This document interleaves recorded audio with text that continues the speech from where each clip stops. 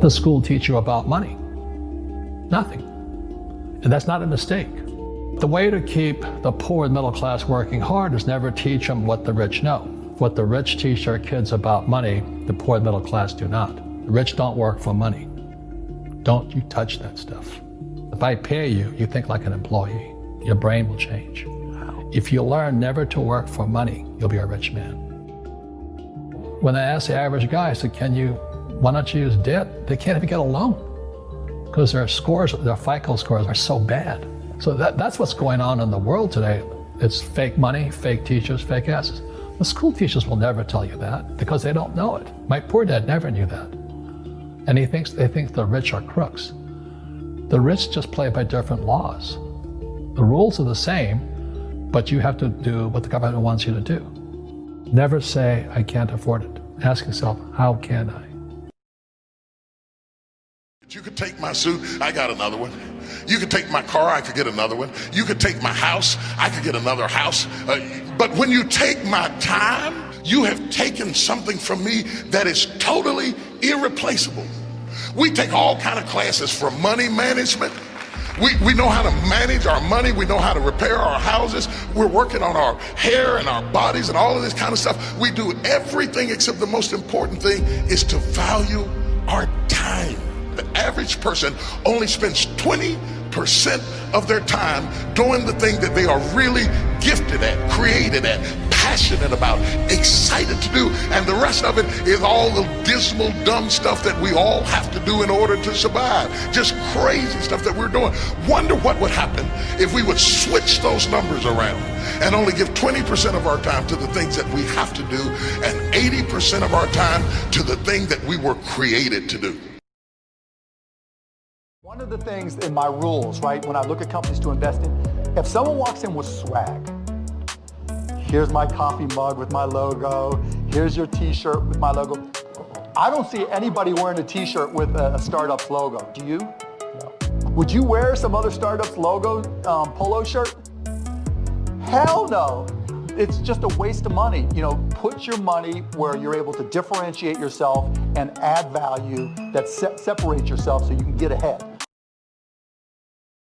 I had to feed 22 horses every morning before I earned the right to have breakfast. Imagine an 8.5-year-old kid getting up in the dark in Canada and going outside and opening the barn door. And I remember there would be like 30 rats every time I opened the barn door. And they would scurry around. And I would hope that none of them would stay around. And one time I went back to the house and I said, Dad, can you come with me? And he locked the door and he says, go out and do your chores. And don't come back until they're done. And it was kind of the beginning of me realizing that I wasn't in a supportive environment. I remember winning honors in school for academic achievement, looking out in the crowd, hoping to see my dad, but he was never there. And I worked hard, and I'd call him out to look at the tasks being done, and invariably it was never good enough. So I'd double down again and work harder. It didn't feel good at the time, but in life what you do, if you do what is easy, life will be difficult. But if you do what is difficult, life will be easy. I got the difficult part up front. I love when people are like, yo, is this worth my time? I'm like, well, and it's in a business context. I'm like, well, how much money is your business making? They're like, yo, I don't have one yet. I'm like, well, your time is worth 0. So I think people are audacious with their time. They're fancy before they're fancy. So everything's worth your time when you're at 0. You may bail.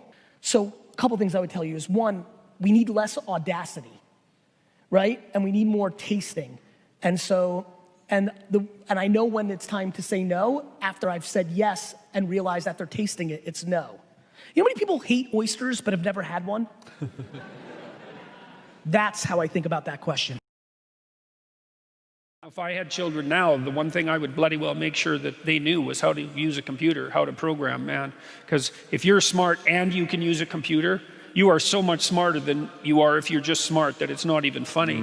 You know, and you talk to people, you see this in Silicon Valley all the time, you talk to people who are expert computer users, they are so bloody powerful, it is just beyond belief.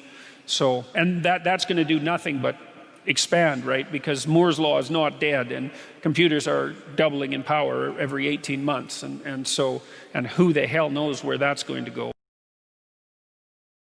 Because so often I had gone to fight films or sporting films. Yes, we're going to go out there, we're going to knock them out, you're going to win. I said, no. The guy goes, I'm not going to win.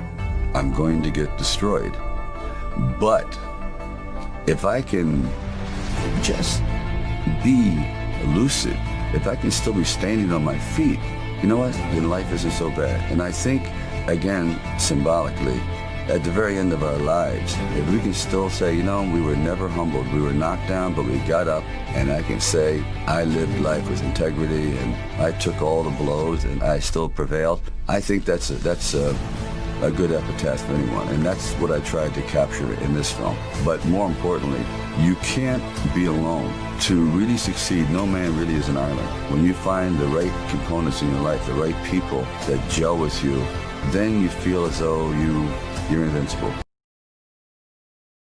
We are living in a generation of the dumbing down of ideas because we have traded effectiveness for busyness.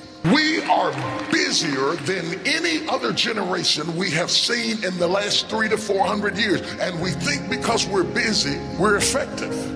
But I want you to challenge your schedule for a minute and ask yourself, are you really being effective? Or is your life cluttered with all kinds of stuff that demands you and drains you and taxes you and stops you from being your highest and best self? And are you substituting busyness and all the chaos that goes along with busyness from being effective? Every single person, every single organization on the planet knows what they do 100%. Some know how they do it, whether you call it your differentiating value proposition or your proprietary process or your USP. But very, very few people or organizations know why they do what they do. And by why, I don't mean to make a profit. That's a result. It's always a result. By why, I mean what's your purpose? What's your cause? What's your belief? Why does your organization exist? So when we see a kid with a lemonade stand, it's different than when we see a vending machine selling lemonade, even if it's exactly the same product, because the story around it is what people are paying for. So when I meet small business people, all I ask them is not what's their balance sheet, but what's their story. Why should I pick you? Why do I care about what you're doing? And if you start giving me all this inside baseball statistics about why you're 2% better than some other competitor, I'm already glazed over. People say you can't change your career at 30, that's when you're meant to be settling down. You can't change your career at 35, you should have had it figured out by then. Oh my God, you're not married at 38? What the hell are you doing with your life? Who comes up with this stuff? I have no idea. But this stuff plagues so many people that I speak to. So many people open up to me and say, Jay, I just don't know how to change. Is it possible? What do you think this guy was before he became who he is? He used to be a PE teacher, right? Sports teacher at a high school. How about her? She was a telemarketer for 2 weeks. How about her? She applied to be a funeral director. It's incredible. What happens in society is that we're clouded by the noise of family expectations, the noise of our parents, the noise of our brothers and sisters' expectations. I grew up in a family where you could either be a doctor, a lawyer, or a failure, right? Those were my three options. Anything else would just count me as a failure. So basically, I failed. I took the chance early. From the beginning, the first time I invested, my first investment was real estate. Wow. I went from commercial real estate, huge, skyscrapers actually. You know, the first time, what I did, how I got to where I got to was I looked at certain athletes' career and I said, I don't want to end up like that. You know, so what I did was this. It started off with $5 million. Put up $5 million, I was getting $50,000 a month. Every month on the 18th. On every 18th, every month it was paying off. You like the cash flow? Yes, for years. So I said, okay, if it's paying off like this, then, and I gave him 7 figures, I said, I'm not gonna even give him 8 figures. I went and gave him 9 figures.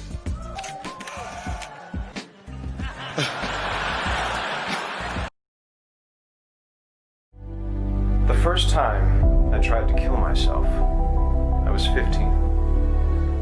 I waited until my family went away for the weekend, and I was alone in the house and I swallowed a bottle of pills. I don't remember what happened over the next couple of days, but I'm pretty sure come Monday morning, I was on the bus back to school, pretending everything was fine. And when someone asked me if that was a cry for help, I say no, because I told no one. You only cry for help if you believe there's help to cry for. I thought, let me be to someone else what no one was to me. Let me send a message to that kid who's being targeted at home or at school or in the streets that someone is watching and listening, and that kid or teenager or adult is loved, and they are not alone.